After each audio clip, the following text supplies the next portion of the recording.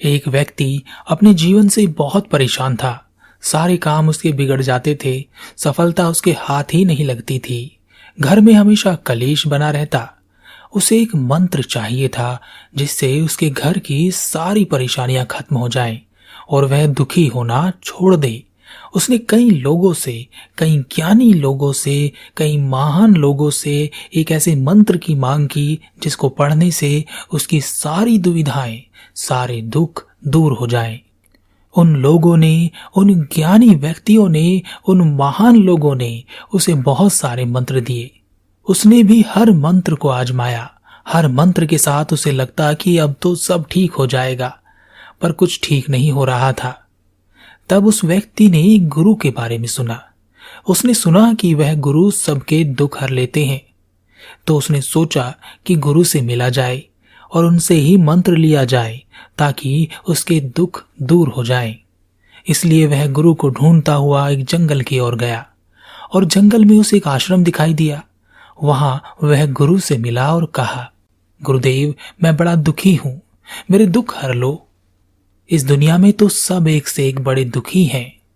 तुम कितने बड़े दुखी हो? मैं सबसे ज्यादा बड़ा दुखी हूं। मुझसे बड़ा दुखी तो इस पूरी दुनिया में नहीं मिलेगा आपको। मुझसे क्या चाहिए? बस एक छोटी सी चीज चाहिए गुरुदेव, एक ऐसा मंत्र जिसे पढ़ते ही मेरे सारे दुख दूर हो जाएं। मंत्र ऐसे नहीं मिलते, उसके लिए कुछ करना पड़ता है। अगर मैं तुमसे कुछ करने के लिए कहूं तो क्या तुम करोगे? और जैसा कहूंगा बिल्कुल वैसा ही करना होगा। हाँ बिल्कुल गुरुदेव, जैसा आप कहेंगे मैं बिल्कुल वैसा वैसा ही करता जाऊंगा। जो रीति रिवाज बताएंगे सारे निभाऊंगा। सारे यज्ञ, हवन, पूजा पाठ सब कर डालूंगा गुरुदेव, कुछ नहीं छोड़ूंगा। यह तो बहुत आसान चीजें हैं। मंत्र पाने के लिए बहुत कठिन परिश्रम करना पड़ता है। करोगे? गुरुदेव, आप कहना क्या चाहते हैं? क्या मुझे दहकते हुए अंगारों पर चलना है? नहीं नहीं, इतना आसान काम भी नहीं करना है। पता नहीं गुरुदेव मुझसे क्या करवाने वाले हैं। हर चीज इन्हें आसान लग रही है तो भारी क्या है? गुरुदेव, आप बता क्यों नहीं देते कि मुझे क्या करना है? मैं सब करूंगा। जैसे तुम अपने घर से यहां तक आए हो वैसे ही यहां से अपने घर तक तुम्हें जाना है। मन में यह कहते हुए जाना है कि मैं बहुत सुखी हूं, मैं बहुत सुखी हूं, मैं बहुत सुखी हूं। बस गुरुदेव, इतना सही काम है, इसे तो मैं ऐसे ही कर लूंगा। रुको जरा, पूरी बात तो सुन लो। जब तुम यह बात मन में दोहरा रहे होंगे तब तुम्हारे मन में बंदर का ख्याल नहीं आना चाहिए। और अगर तुम्हारे मन में बंदर का ख्याल आ गया तो सब बेकार हो जाएगा। अरे गुरुदेव, इसकी फिक्र आप ना करें, इस काम को तो मैं बहुत आसानी से कर लूंगा। वह व्यक्ति यह कहकर वहां से अपने घर की ओर चल दिया। आश्रम से निकलते ही उसने मन में कहना शुरू किया कि मैं बहुत सुखी हूं, मैं बहुत सुखी हूं। पर ऐसा कहते ही उसके मन में बंदर का ख्याल आता। जब भी वह कहता मैं सुखी हूं तभी गुरु की बंदर वाली बात उसे याद आती और वह और ताकत लगाकर कहता मैं सुखी हूं। लेकिन बंदर का ख्याल अभी भी उसके मन में और अधिक गहराता जा रहा था। ऐसा कहते कहते वह रास्ते से जा रहा था कि रास्ते में उसे बंदर दिखने शुरू हो गए। वह जिधर गर्दन घुमाए बंदर ही बंदर दिखाई दे। उसने सोचा आते समय तो यह बंदर कहीं नहीं दिखे थे, अब क्यों दिख रहे हैं? अपने मन में मैं सुखी हूं की बात करता करता वह घर पहुंच गया और घर पहुंचकर अपनी पत्नी से कहा, अरे ओ बंदरिया, बहुत भूखा हूं, बंदर परोस दो। मुंह से बंदर शब्द निकलते ही उसका मुंह खुला का खुला रह गया। उसकी सारी मेहनत पर पानी फिर गया। उसने सोचा आज से पहले तो कभी उसके मन में बंदरों का इतना ख्याल नहीं आया जितना अब आ रहा है और हर जगह बंदर ही बंदर दिखाई दे रहे हैं। वह सब छोड़कर वापस गुरु के आश्रम की ओर भागा। आश्रम में पहुंचकर वह गुरु के चरणों में गिर गया और कहा, गुरुदेव, यह क्या हो गया? कुछ समझ नहीं आ रहा। सब जगह बंदर ही बंदर दिखाई दे रहे हैं। आपने कहा था कि बंदर का ख्याल भी नहीं आना चाहिए, मगर मेरी जुबान पर बंदर ही बैठ गया है। अब से पहले इतने बंदर कभी नहीं दिखे। आपने जो मंत्र दिया था वह भी खराब हो गया। मुझे मंत्र मिला ही नहीं गुरुदेव। तुम्हें मंत्र मिल चुका है। बस तुम्हें उसका उपयोग करना सीखना है।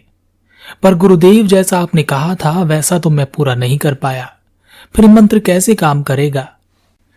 पहले तुम इस मंत्र को समझ लो।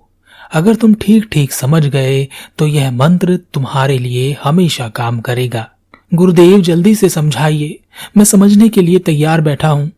पर समझने से पहले याद रखना, तुम्हारे मन में बंदर का ख्याल नहीं आना चाहिए। गुरुदेव, मुझे तो आपके पीछे भी बंदर ही दिख रहा है। हमारा मन ही हमारा मंत्र है। हमारे साथ वही होगा जो हमारे मन के भीतर गहराई में चल रहा होगा। जैसे जब तुम पहली बार इस आश्रम की ओर आए थे तब तुम्हें बंदर नहीं दिखे थे, और अगर कुछ बंदर दिख भी गए होंगे तो तुमने उस पर ध्यान नहीं दिया होगा, क्योंकि तुम्हारे मन की गहराइयों में बंदर नहीं थे।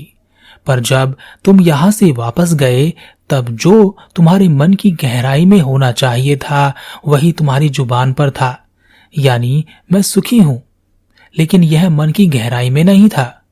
तुम जिस चीज से बचना चाहते हो वही मन की गहराई में पहुंच जाता है। तुम बंदर से बचना चाहते थे तो तुम्हारे मन की गहराई में बंदर बैठ गए, इसलिए तुम्हें हर वह बंदर दिखा जो रास्ते पर था, और वहां भी दिखा जहां कोई बंदर नहीं था। जैसे तुम्हारी पत्नी में, तुम्हारे भोजन में, और हो सकता है तुम्हें मुझ में भी बंदर दिख जाए। मन की गहराई में अगर यह मंत्र है कि मैं दुखी हूं, मेरे पास कम है, तो तुम्हारे पास चाहे जितना आ जाए, कितना भी सुख आ जाए, तुम उसमें दुख निर्मित कर ही लोगे और हमेशा कहोगे कि मैं दुखी हूं, मेरे पास कम है। इसके उल्टे अगर किसी के मन की गहराई में यह बात हो कि मेरे पास बहुत है और मैं सुखी हूं, तो चाहे उसके पास चीजें भले ही कम क्यों ना हो, दुख क्यों ना आ जाए, वह उसमें भी सुख निर्मित कर लेगा। तुमने देखा 36 प्रकार का भोजन होने पर भी कोई दुखी हो सकता है, और किसी को केवल 2 सूखी रोटी मिल जाए तो वह भी उसमें सुख ढूंढ लेता है। जिस प्रकार तुमने बंदर ढूंढ लिए, क्या अब तुम समझे कि इस मंत्र को कैसे तुम सिद्ध करोगे? गुरुदेव, मैं समझ गया हूं। हमारी लगातार चलने वाली सोच हमारे मन के भीतर बैठ जाती है। मैं लगातार शब्दों का उच्चारण मुख से जरूर कर रहा था, पर मेरी सोच बंदरों पर ही चल रही थी, तो वही मुझे मिले। इसी तरह मैं सुख चाहता हूं, पर मेरी सोच दुख में ही तैरती रहती है। संपत्ति कम ही लगती रहती है, हमेशा उल्टा ही सोचता रहता हूं गुरुदेव। इसलिए यह मंत्र मेरे लिए उल्टा ही काम करता है। मन का मंत्र काम करता है गुरुदेव, मैं यह जान गया हूं। इसे उल्टा या सीधा करना हमारे हाथ में ही होता है। वास्तव में हमारे अंतर में, हमारे मन में जो भी चलता है वह एक साधना की तरह होता है। इस प्रकार कोई भी साधना करने से उसका फल अवश्य मिलता है। उसी प्रकार अगर मन में गलत विचार, गलत सोच चल रही होगी तो उसका फल अवश्य मिलेगा।